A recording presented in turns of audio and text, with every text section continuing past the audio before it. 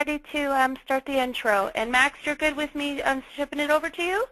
I am, yes. Okay, fantastic. Thanks, everybody.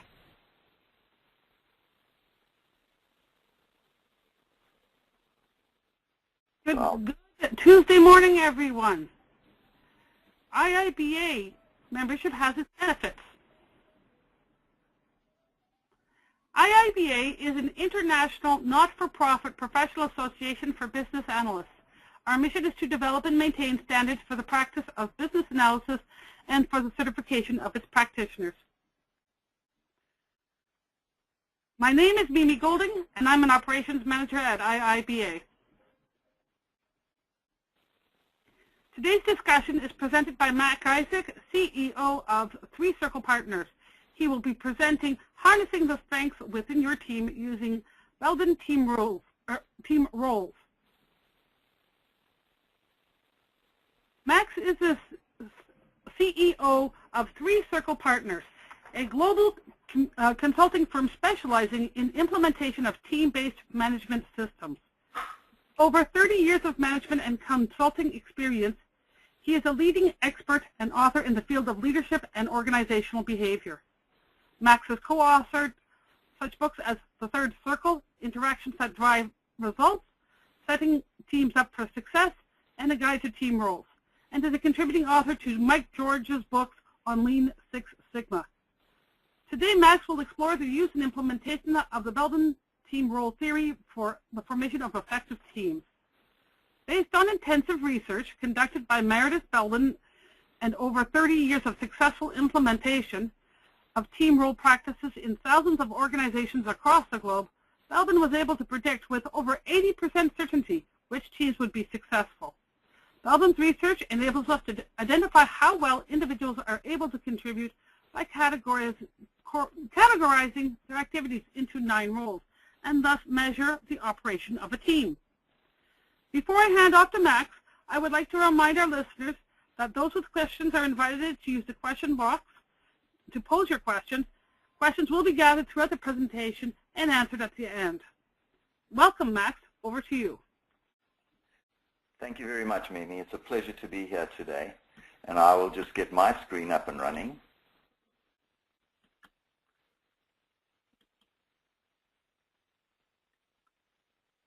So I think everybody is probably seeing my screen now. Is that, Mimi, are you seeing my screen nicely? Yes. Good. I'll begin. Well, thank you very much for being here, and it's a pleasure for me to be talking about Belden team roles. As you can see, the goals of this session, if you look at the bullets at the bottom of the page, are that I will be conveying the essence of this theory and set of practices to you with quite a lot of detail. I think you'll come away understanding that. We have some discussion on a mini case study, and I'll be giving a couple more and would be willing to answer questions as required. And we also talk about actions you can take to implement the Belden team roles in your teams. So that's a sort of a summary of where we're going this morning. So to start off with, just give me 1 second here. Just got to be able to get this thing to work. I just want to make sure I can get my page to go down. High-performance teams and team roles. What Belden in the 70s, and I'll be telling you a little bit more of the story about Belden and how I came to meet him, but basically the position of in this Belden team role approach is that it doesn't have to be by good luck and good fortune that you actually have success on teams. And for those of you, and I'm sure many in the audience have worked on many teams, often you'll find that it is just good luck, and that some teams that you've worked on really gel, others don't. And it's sometimes a little difficult. You just know that the chemistry on one just seemed to be right, but there isn't a really explicit way. It's more tacit of figuring out why that happened.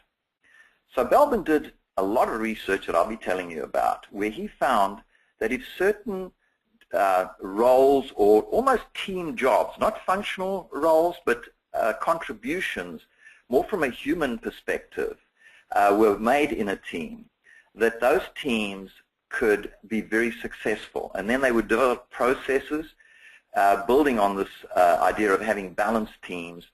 And as they developed the process more and more, and this is what we found in companies we work in, and in fact in our own company, that the more you use something, it's pretty obvious, the better you get at it. So there's Meredith. Meredith is now 88 years of age and still starting up businesses, running some internet startup at the moment, and coming up with new ideas. He's a very, very talented person, and basically he was educated at Cambridge University. He managed to get himself into a position where he did 10 years of research, which I'll be telling you about a little bit, into why teams win or lose.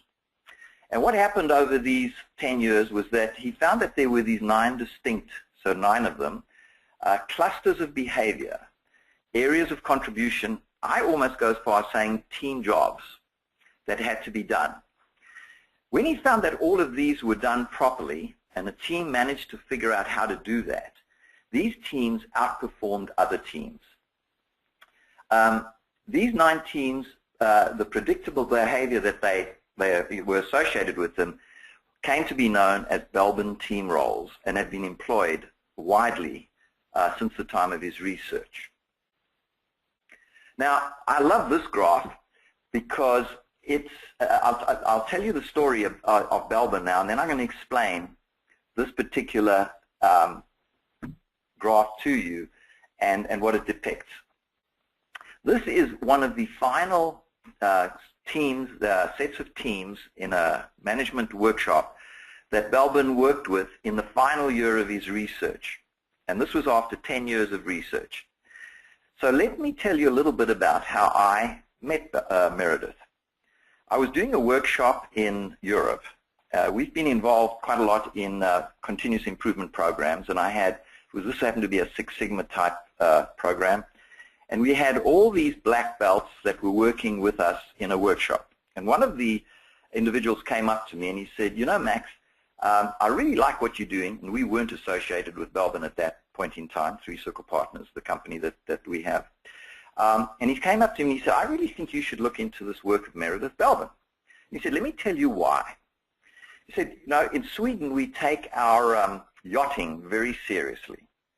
And we have a team and we have a boat that is a little inferior to the rest of the boats on the, in the competitions that we compete in. And we were coming around about 20th in our races 3 years ago. And then we got involved with this yachting coach who'd been trained in this Belbin stuff.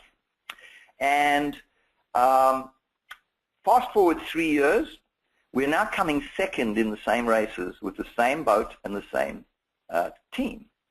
And we attribute a lot of this to us playing to our strengths and learning how to do this thing with team roles. So I went over and I visited the next opportunity I got, Meredith and his team in Cambridge in the UK, and I got to understand what he'd done.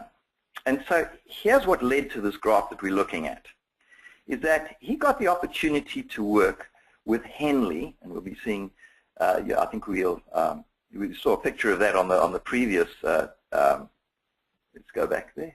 No, we don't have a picture of Henley, but basically he was working at Henley, which is a leading organization, management school in the UK, for anybody who's from the UK in this webinar, would recognize the name. He got an opportunity to work with them, and 3 times a year they would bring in a group of executives to do MBA type upgrade training. So these were middle to senior to CEO level people, and about 35 of them would descend on Henley and go through about 5 or 6 weeks of training.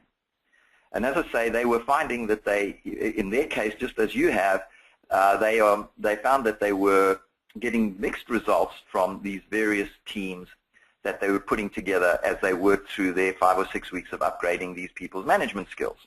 So they got Meredith involved.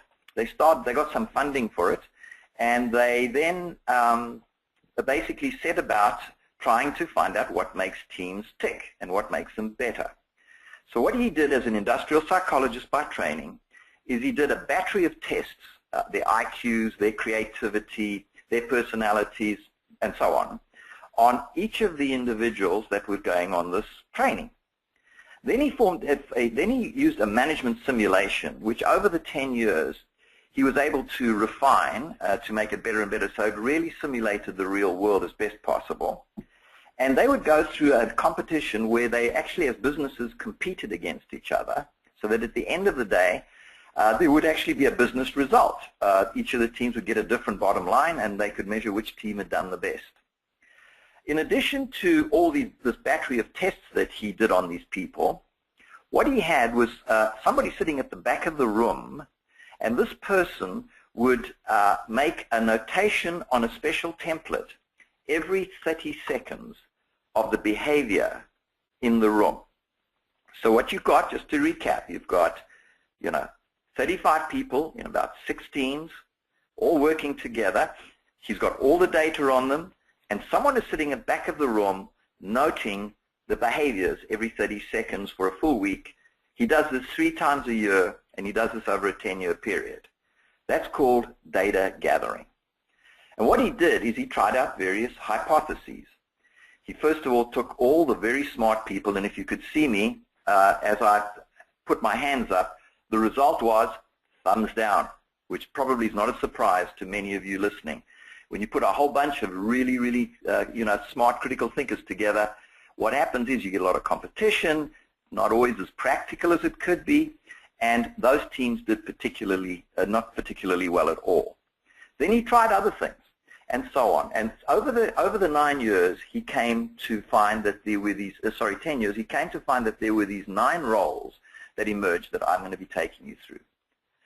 So if we look at what this team role is, it's a tendency to behave, contribute, and relate. So it's how you deal with other people in problem solving, regardless of what your functional role is. So you would have possibly an accountant or an engineer on a team who is playing a particular functional role, but in terms of team roles, would be playing one of these roles which is separate from the functional role, and it could be the coordinator role, for example, and we'll go through some of those roles in a minute. But essentially, it was more the functional roles that the team roles that Belbin found were a factor in success rather than the quality of the functional roles, interestingly enough. So, as I said, he identified 9 team roles, and what he found was that if you think about the research illuminating basically what needed to be done in a work situation, it covered pretty much the waterfront.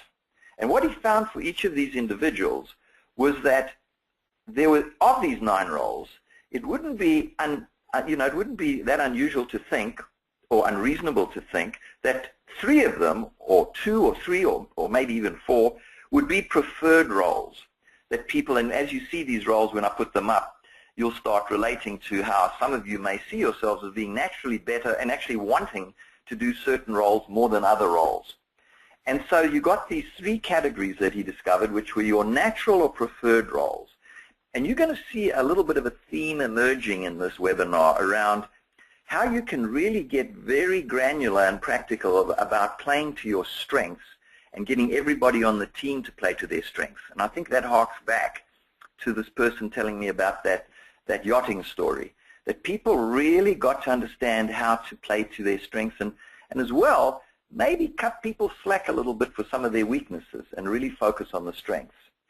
So what you had then, the next category would be the manageable roles out of these 9 roles. So there'd be a couple of these roles that you'd be pretty good at, some that if you had to stretch into them, you could do.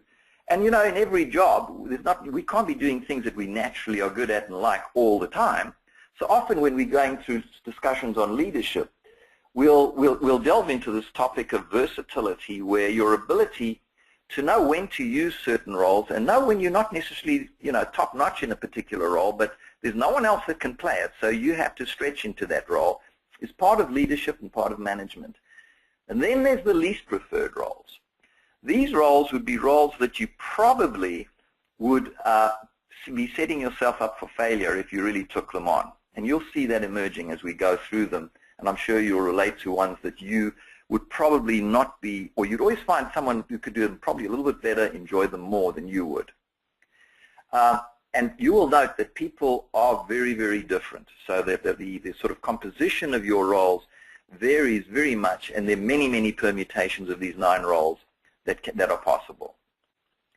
So, you know, we always have to have some sort of a quote by Einstein, and we found one that was very apropos. Yeah, everyone is a genius, but if you judge a fish on its ability to climb a tree, it will live its whole life believing that it is stupid. And that really captures the whole Belbin thing in a nutshell. So, what are these 9 team roles? Well, first of all, they broke down into 3 categories. The thinking category, and you'll see that I'm not going to go into them in detail right now because I'm going to be dealing with each role individually as we move through this presentation. That there's this plant role, and I do want to talk about that because it's a rather strange sort of description, and then the monitor, evaluator, and specialist. So these are your 3 thinking roles that emerged over these 9 years. The plant role emerged very early on, and what Belbin found was that if he planted a very creative, imaginative, free-thinking type person, someone who's really good at, you know, coming up with those left field ideas in a team, those teams immediately started outperforming the other teams. So you needed someone like this on the team to really have this team be very successful. And that's how it came to be called the plant role, which is a little odd. The rest of the names that we have for these roles are pretty self-explanatory. So the monitor evaluator, as you can see, would be someone who can analyze, and the specialist would be someone who specializes. And those are your thinking roles. Now, we look at the action roles, which is the next category. You have shaper, and by the way, these icons can give you a little bit of a hint as to the role, because as you see there, it's kind of a whip for the shaper. And that's very much your hard-driving type of individual, and I'm sure we've all worked with them, and I'm sure we have many in the audience who just want to get the job done, got a lot of energy, could almost rub people up the wrong way a little bit sometimes, but very great urgency to get the job done. The implementer, which is someone who's very practical, and the completer finisher, which is vital, where we need to have people who can actually finish things off. And then the people roles. You have the coordinator, team worker, and resource investigator. So coordinator is someone who can, as you can see from the icon, like an orchestra conductor, someone who can stand on that podium and basically conduct the orchestra. We don't want the the orchestra conductor diving in because he loves violin so much. He has to stay out of it and, you know, make sure that he's just orchestrating things and have the talent and the wish to do that. The team worker, someone who's very skilled and very highly, has a lot of EQ, as they say these days, very sensitive to people issues and so on. And then the resource investigator, more of the outgoing marketing sort of capability within the team, looking outside the team. So basically, those are your 9 different roles. And I do want to mention something at this point, and that is that the Belbin methodology and the Belbin model is not a psychometric model. So many of you might have been exposed to various psychometric models, like, for example, Myers-Briggs or colors, Insights colors, or the ones that are used by researchers such as the Big Five. These are all tests that are usually, they are you answering a whole battery of questions in a certain way. They have lots of internal statistical checks to make sure that they're valid, the ones that are valid. And you have to be a little bit careful to make sure that you are dealing with valid psychometric tests, because they are really very static. They are meant to analyze your personality, which most psychologists will tell you is fairly stable over time. So that is really what a psychometric instrument is supposed to do. As you'll see when we go through some of the reports on the Belbin methodology, It is not a psychometric instrument. It is one where these roles can change over the time, and we've used this methodology very, very successfully in developing people in their jobs, getting self-development going. So that I actually was working with the head of an IT organization probably a month ago, and we were going through a workshop, and he mentioned he'd worked with this Belbin team role methodology about 20 years ago and had been working with it ever since and was bringing it to his new organization. And he said that 20 years ago, his strongest roles were this shaper role and the specialist, which you can see in an IT function would probably be very, not that unusual. He now heads up, and this is 20 years later, the whole organization, the whole IT organization, and his top two roles are now coordinator and team worker. So over the years, things like his experience, maybe his values, the circumstances he's found himself in, also learning how to use these kind of methods, have got him to develop in a completely different direction from where he started, and one that's probably reflective of his current position. So there is a good example of how the difference between what this Belbin methodology does and, say, psychometric tests do, and often people ask that question, what is the difference between these other tests I've done? Well, they are supposed to be static, so the way you'd measure them would be test, retest reliability, for example. In the case of this Belbin methodology, that doesn't apply at all. Now, there's another aspect of this that I want to talk to you about. If you look at this column, it says allowable weaknesses. And in essence, what we're saying here is that if you're going to make a strong contribution, we may find that there's a flip side to that coin, which is an allowable weakness, or manageable weakness, sometimes we call it, or associated weakness. So let's take this plantee role, for example, the plant role, where this individual happens to bring a lot of creativity, amongst other things, by the way, because you'll see that this person has 9 roles, of which probably 2 or 3 they're very strong in, but one of the things that they're strong in is this plant role. Well, they happen to be creative, imaginative, and all this kind of thing, but they tend to be a little bit preoccupied, a little bit in their own thoughts. So you can imagine now that there could be a temptation to say, well, Joe or Susan, you really are extremely creative. You brought in this multi-million-dollar idea last year, but you know what? You're not really as buttoned down as you should be. So according to our little HR review process here, where we do a performance review, you have got to improve on this and become more buttoned down. At the end of a year, and this person's really taken this input very seriously, I wonder what might have happened. Could we perhaps be trying to change the basic wiring of this person by doing this? So we've got a little saying that we use, which is you should play to your strengths and manage your weaknesses, but don't go and try and correct them, because if you try and actually get rid of them or correct them, you may well be impacting on the strength. So managing them definitely, and you'll see we'll talk about how you cannot allow these to be disallowable. But for some people, when they see this, it's really a breath of fresh air for them, because they don't have to be perfect. And we know that ourselves, but some of us maybe don't want to admit it, or we're not allowed to in the environment that we're in. So I throw that out as being a very vital part of how this whole system works, these manageable, allowable weaknesses. So moving right on, let's talk about this plant role a little bit more. So what do we see in these individuals that have this particular capability? And as you can read for yourselves, they, creative, imaginative, and unorthodox. What they tend to do are the 4 bullets that you see over to the right. They're very good at coming up with those out-of-the-box ideas. And by the way, one aspect of this particular role, because I should make a point here as well, everybody on the team is absolutely encouraged to come up with good ideas. And it's not, this particular individual who has this role doesn't have the kind of patent rights to being, the only person who can come up with ideas on this team. Absolutely not.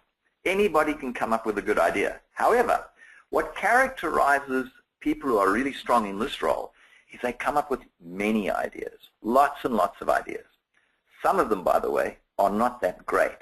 So one of the things we try and get these individuals not to do is to get too much ownership over their ideas, because they often come up with pretty not such good ideas. But then they will come up with gems.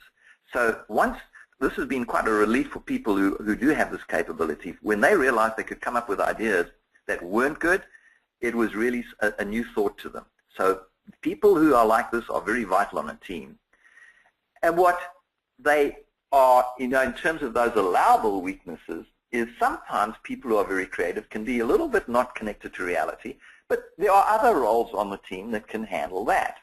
They can also be a little bit, not too interested in details. As you can see, ignores incidentals. And as actually I just mentioned, you can see strong ownership of ideas where they defend ideas that, clearly the rest of the team who may be more discerning about the, the benefit of some of these ideas or the value of them, if they get too defensive and get too much ownership over ideas, this is not a great situation. And also to be, discounting other people's ideas. Then we have the monitor evaluator, which actually sounds a lot like, what you would see underneath describing it. The individuals who are strong on this have very good critical thinking skills, kind of individual you'd like to have handling your investments. They're objective, they can see the options, they can think strategically. On the contribution to the team, they can actually be a little bit of a wet blanket in the sense that they'll find all the reasons why you can't do something, which is absolutely critical for those of us that maybe more of the planty orientation. They can apply reason, they've got that capability, and they're very good at finding issues that maybe other people haven't seen. What are the weaknesses? Well, sometimes because they are finding fault in things, they can be a little bit, dousing the enthusiasm in the team and wouldn't necessarily inspire the team to try, and other roles can do that probably a lot better. Being a bit skeptical. And of course, non-allowable we'll deal with again, cynical without logic, just criticizing things for the sake of criticizing and then being overly pessimistic. The specialist role. This role actually emerged after Belbin's initial research, because he found when he took his theories and practices into the real world that there really was this ninth role that was uncovered, which was the specialist role. And this is not only the person that you need if you're building a bridge who's a specialist in bridge building, but somebody, what we found working with teams is that who has an orientation of specialization. So it's not necessarily that you need someone who's an expert in X on your team. It's more that the specialist role would be very inclined to become very expert at things that are very important to the team. And that capability is very, very valuable. I know on our team we have someone like this.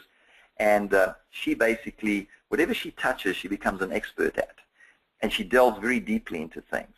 So, and takes it in great pride and ownership on that sort of approach to things. So it has rare skills and knowledge, dedicated and professional, and single-minded. So you can see these are approaches that people take. Often these people can be a bit narrow, so ignores factors outside their own area of competence. Keeps up to date, likes to keep up to date. There's something that not necessarily all of us, some of us it's a bit of a chore. Accurate, and very on top of what's emerging. So you can see that whole expert kind of capability is very good to have on a team, just as a general capability, not necessarily attached to a specific specialized need of the team, but it could well be, those could well be combined. What do we see as allowable? A little bit narrow because that's their interest, maybe dwells on specialized personal interests, but if you totally ignore factors outside your own area and you sow tunnel vision that it becomes a problem, that's not acceptable, and doesn't sort of stretch into seeing the wider organizational objectives. Shaper. Now, this role is, I'm sure many of us recognize it, challenging, driving, dynamic, and so on. Doesn't want to get into the detail, delegates usually fairly effectively, can break down barriers, takes hard decisions. Someone who's hard driving and somewhat, is not cowed and is somewhat fearless.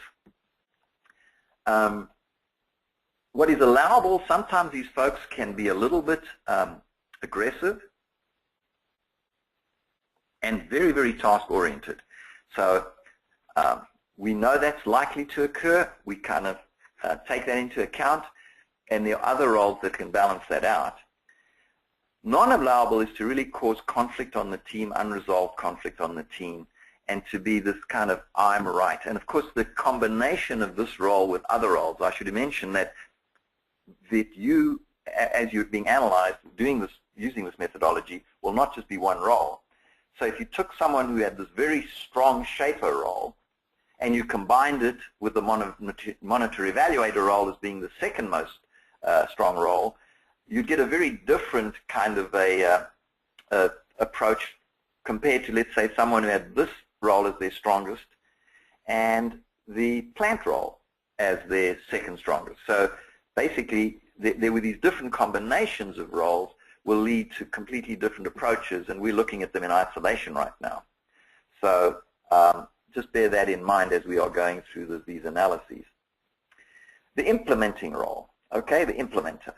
So individual is, typically very disciplined, efficient, reliable, very practical, pretty straightforward here. And you see the icon, it's very much the, in the wheels of the machine. So many of us like to get in there and get the job done, analyze things, get that sense of satisfaction of, actually designing something, not really interested in going and managing other people, not trying to really be an expert in anything, but basically getting the job done. These folks can be somewhat, a little bit, when you get into all sort of change management kind of discussions, folks that may be very structured in their thinking, and there perhaps are even personality roots to this, like very structured, like to do things in a certain way. And then, on the disallowable, once people become aware of this being one of their roles, this is the benefit of this whole system, they realize they could be a little inflexible on occasions and they don't get defensive about it. So they shouldn't hold things up unduly. And one can talk about those with this as being an explicit language. The completer finisher role, this is exactly what it sounds like. Someone who's really very keen to get the job done and loves finishing things off. To many of us, this comes as a big surprise that people actually enjoy this role, many people, and is an excellent capability to have on the team because, who do you need at the end of a project? The implementers and the completer finisher folks, right? Who do you need? Who do you definitely not need at the end of a project? The people strong in the plant roles. So there's an example of you really need to have these folks, especially at certain times on projects. Can be a little anxious, definitely in instances, folks that are very interested in getting the job done their way, finishing it off, are maybe reluctant to delegate, and that's kind of okay. You cut them a bit of slack. But, getting unreasonable about things and trying to make everything perfect, it would be disallowable. Coordinator role, this is your team orchestrator. Doesn't have to be the leader, by the way. I should mention that. It's the philosophy in Belbin. It's the card. It's how you play your cards. If you think of these as 9 cards, not which cards. So it's utilizing the full team as a leader that is really what counts. So basically, these folks have a strong sense of objectives and so on. Can be good at facilitating meetings often, and can create a goal orientation. Allowable is they can be a little manipulative, maybe sometimes delegate personal work, and what would not be allowable is where, because they're floating around through all of the machinations of the team, not taking, but taking credit for what others have done, and get too caught up in teamwork and not realize that we need to actually get the job done. The team worker is actually sort of similar to the coordinator, but much more supportive. You can see someone who really can read people and is often very keen to just be in a supportive role. Mandela, by the way, one of his top roles was team worker. So you can see it's a wonderful quality, someone who cares, someone who can really inspire people like Mandela did. And again, depending on the combination of roles they have, a wonderful quality. What would be allowable would be to be a little indecisive, maybe not too keen on conflict. What is not allowable is avoiding pressure situations and just absolutely no focus on task. The resource investigator is your kind of marketing role, very outgoing kind of person who wants to really bring in ideas from the outside. Very, very valuable, and can fulfill that type of role of bringing new ideas. The plant role and the resource investigator role are your two idea-focused roles. Allowable can be over-optimistic at times. I'm sure there are many in our audience today that relate to this and can lose interest after initial stages. So this is very common for people who are strong in this resource investigator role. You can't let the side down, though, as you can see by those two bullets. You cannot let the client down because you're not following through or getting someone else to, or being too externally focused. So, what are the key concepts? The idea I'm sure you're getting at this point is, understand and excel in your natural and preferred roles and try and work at managing your allowable weaknesses. Be aware of and manage those weaknesses. As you can see from this slide, I won't read the slide to you, but you cannot let these weaknesses become disallowable, as you can see by the green writing at the bottom of the page. And now let's look at individual reports. So if you were to do a Belbin report on yourself, what you see is a report where you do your own self-perception. So where you see Anton McBurney happens to be one of the people on our team, and we used his report. And there the acronyms are Resource Investigator, Plant Shaper, these top three roles. And you can see it works through to the fourth role as Coordinator, then Specialist, Monitor Evaluator, Team Worker, Completer Finisher, Implementer. And basically, you can then see the same thing. We get observers to go in an online system and do an assessment based on certain words that are given to tick on how they see this person. When they're ticking these words, the observers, or when Anton is filling out his part of this assessment, he really cannot figure out what he is ticking or what the observers are ticking. They're just ticking descriptors, and a computer system analyzes, an expert system, how these people see you in terms of this team role structure. And at the bottom, you can see that this individual, his top roles are Resource Investigator, Plant, Coordinator, and you could stretch it to Shaper. Those top four roles, some of us are stronger in some roles than others, and his lowest roles would be the Team Worker, Completer Finisher, and Implementer. And what we can see here, which is hugely helpful, is the comparison of how he sees himself to how others see him. So where it says SPI, that is his self-perception, and OBS is observers. So you can see this individual, for his top two roles, is very close in how he sees himself and how others see him. And we believe that self-awareness is a key driver of leadership and managerial competence. So understanding how you see yourself and how others see you and being close in that is quite a valuable asset for anybody in their management toolkit. You'll see there are some differences as well, which we'll talk about. So where we see big differences like this, that's an opportunity for us to learn more about ourselves. Now, if you look at this team worker role, the TW, we call this a Ferrari in the garage. If you look at this person, there's a big difference between how they see themselves and how others see them. They don't understand the depth of the strength that they have. So that's why we've come to call it my Ferrari in my garage. Someone gave you this Ferrari. An uncle left it to you in his will. And you don't even know what a Ferrari is. So you leave it in this garage, you never use it. Now, if we look at this, do we have a fake Ferrari? And if you look in this example, this individual sees themselves as close to 90% when they filled out their instrument of going into the system. And the observers see this at below 50%. So what we there might have is a fake Ferrari. We think we're strong in something that we really aren't as strong in as we think we are. And they're the words to cover that. When we look at another page in this report, we see the relative strength and weaknesses of all of the roles. And what you'll see for this individual is that they have 3 very strong roles, 3 medium roles, and 3 lowish roles. And that actually probably isn't a bad situation, because if you think about it in terms of elapsed time, they are probably playing to these top 3 roles, and we've got pretty good at estimating these things. When you look at a report like this, this probably works out at about 60% of the time.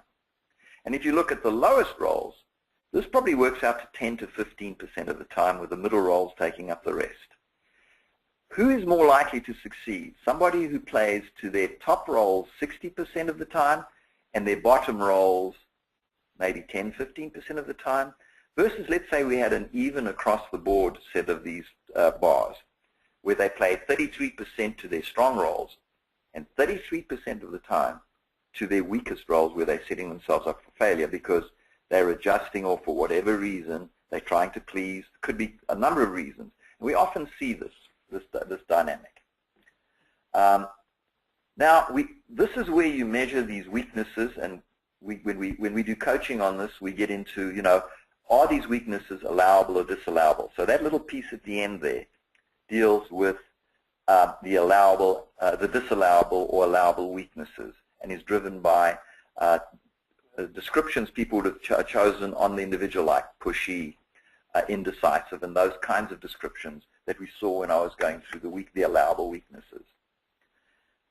Now, that's the end of the roles and the role reports at the individual level. The real power, and I would say there's tremendous power in terms of self-improvement at the individual level, but this section of this webinar that I'm going to take you through now, where we deal with team mapping, is very powerful. And what we do with teams, and it's very easy to do, it takes a little practice to really be able to figure it out in a real team. What we do is we take your reports at an individual level and we place them across the page like this, the top 3 roles and the bottom 3 roles for each individual on the team. And what we then are able to discern is kind of the personality of this team. So what we look for, do we have a lot of one role? And you can see here that plant role is really overrepresented. It's in the top 3 of 4 people, on the team, which is a huge number and could get this team a little bit into really a lot of idea generation at the expense of maybe getting the job done. Are there voids? Yes, you can see in that shaper role, they don't have one person on this team who's strong in that shaper role. So what tendencies would we see, and how can this help us to anticipate and avoid the errors that typically would take you 6 months in a team to find out about? The fact that you've got too many people. Have a look at this resource investigator role down here, where you've got the 2 idea generation roles very, very well represented in this team. That could often lead to a lot of idea generation and not too much getting done. And nobody really bringing that energy to say, maybe guys, we should fish or cut bait here, we need to get the job done. So you can do that kind of analysis and make adjustments ahead of time rather than falling into the pitfalls as you progress through the project or the working as a management team.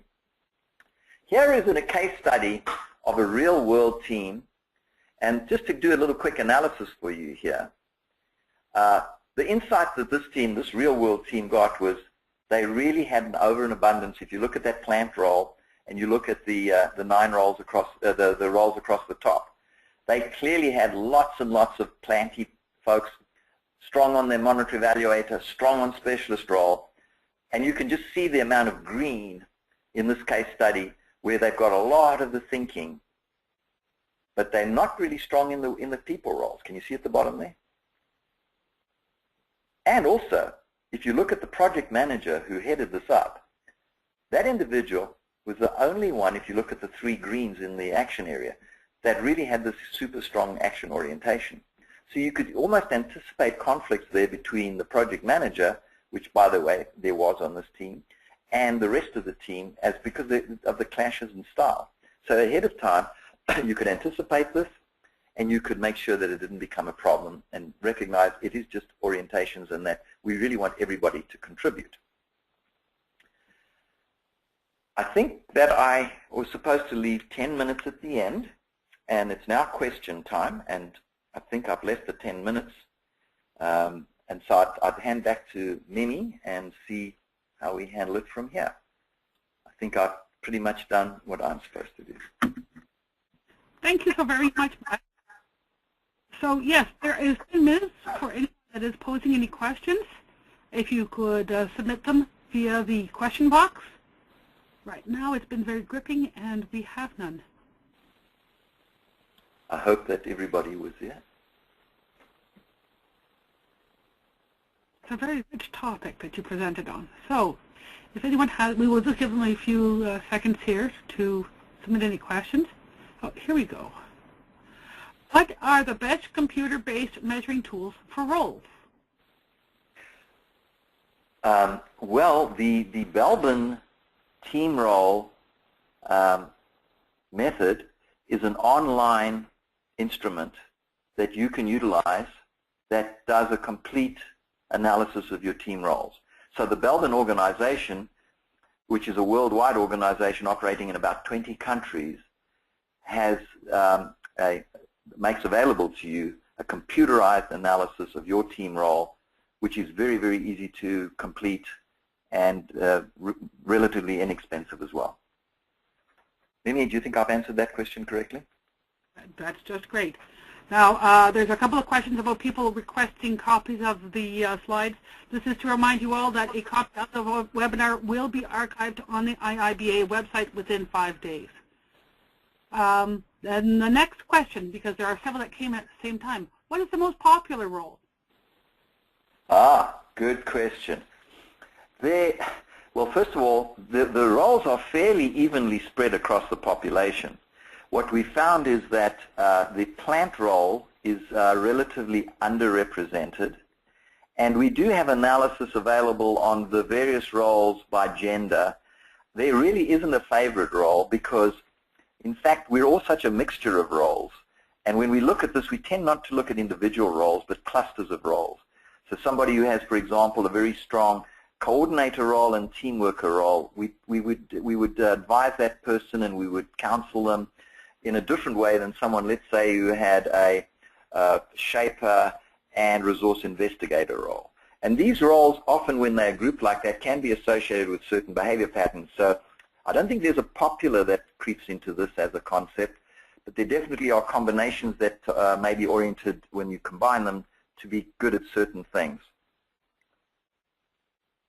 Okay, here comes another question. Where can we find the Belbin online assessment? I think I can probably do that very quickly for you folks. There it is. Go to our website and we will be very, very pleased, www.threecirclepartners.com, or give me a call. But online, you can go in and purchase one of these assessments on yourself, and it's very easy. Just go to the website, www.threecirclepartners.com. Okay, next question. How well should roles be represented in small teams? For example, 3 to 4 people. Excellent question. You know, sometimes 2 or 3 people can cover all 9 roles. Think about it. You have, most of us have between 1, at least 1, and probably in some cases 3, even some cases 4 strong roles that they're really good at. Let's say 3 on average. And we've got 3 roles right at the other end of the spectrum that really, we're not really good at that. In our organization, Three Circle Partners, we are very explicit. In fact, I just did it yesterday afternoon where we had 3 people working together and we covered all of the roles between the 3 of us. And in fact, we duplicated some, so it looks a little bit like this team map that you just saw that I showed, where there was this abundance of the plantee role. So you can become very aware of some of the pitfalls, even in small groups. And you do not need 9 people. You need the 9 roles spread out over literally 2 to 3 people can cover all 9 roles. Typically 3 would. And if you don't cover one of the particular roles, then you become very aware of it and you stretch into one of your manageable roles, the middle section roles. That's it, Mimi. Okay, so on the other side of that, is there a matrix of role combinations one person should avoid? No. There's no dysfunctional combination of roles. It's just how you are built, and it's where you are at this point in time. Remember, this is not a psychometric test, so those roles change over time depending on your job, depending on where you are in your career possibly, but there are factors. That's why it's such a good self-development tool, and they're all the focus is on strengths. So the idea is really to find out where those strengths are, which is what we often can't do in teams. And this allows you to find those strengths very, very quickly. It accelerates the finding of strengths.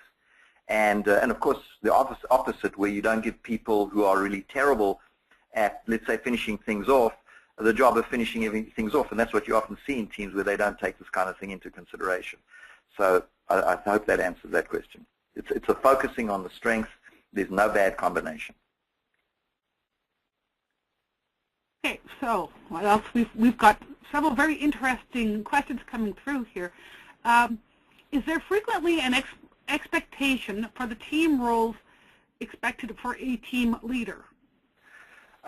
No, there isn't. The basic philosophy is that the leader should use, we've got a little saying, you have to do it as a leader, but you can't do it on your own.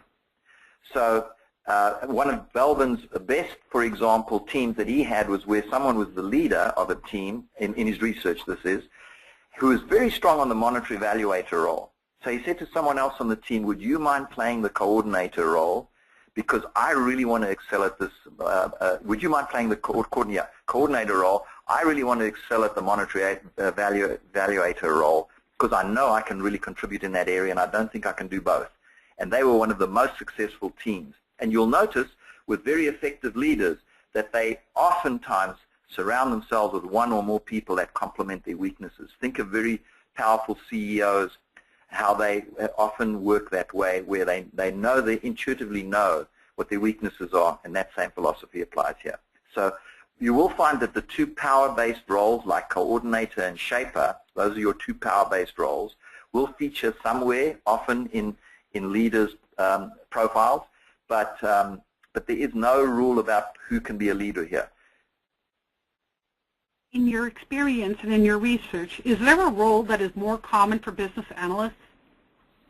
Yes, I would say the combination of monitory evaluator and completer finisher, or monitory evaluator specialist and completer finisher, we see a lot in the business analyst world.